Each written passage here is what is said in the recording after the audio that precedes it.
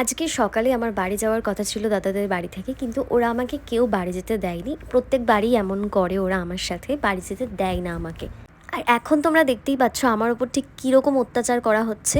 এটা হচ্ছে সন্ধ্যেবেলা বৌমনি আমাদের সবার জন্য চা বানিয়েছিল। তারপর করেছিলাম আমি বোনকে ভিডিও কল। ও এবার আসতে পারিনি ওর নাচের প্রোগ্রামের জন্য। আর এবার সত্যিই আমরা দিদিরা সবাই খুব মিস করেছি সাথীকে, কারণ সত্যি কথা বলতে সাথী না থাকলে আমাদের মধ্যে মজাই হয় না। তারপর চা খাওয়ার সময় হঠাৎ করে প্ল্যান হয় আমাদের যে আমরা আজকে বৌমনির বাড়িতে যাব। মানে আমাদের ঘরে থাকতে সত্যি কথা বলতে ভালোই লাগে না। সন্ধে হলে আমাদেরকে কোথাও তো বেরোতেই হবে। আর জামাইবাবু আজকে এসেছিলো, ওই জন্যই আরও বেরোনো হয়েছে। বৌমনিদের বাড়িতে গিয়ে আমরা বৌমনির মাকে তো পুরো সারপ্রাইজ দিয়েছিলাম। মানে একটু একটু ওরা জানতো যে আমরা যাব।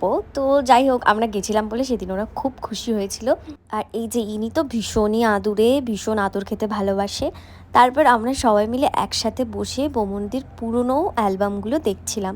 বৌমনির দাদা আমাদের জন্য এত খাবার নিয়ে এসেছিল, সত্যি বলতে আমরা খেয়ে শেষই করতে পারিনি, এত খাবার নিয়ে এসেছিল। আর লাস্টে সবার জন্য একটা করে নলেন গুড়ের মিষ্টিও ছিল। ওরা সেদিনকে অনেকবার বলেছে আমাদের থেকে যাওয়ার জন্য, তো সেদিনকে আর থাকিনি, কারণ আমাকে নেক্সট দিন বাড়ি ফিরতেই হবে। তো বাড়ি ফেরার সময় আমরা গাড়িতে ভীষণ এনজয় করতে করতে বাড়ি ফিরেছি। তো চলো টাটা সবাইকে।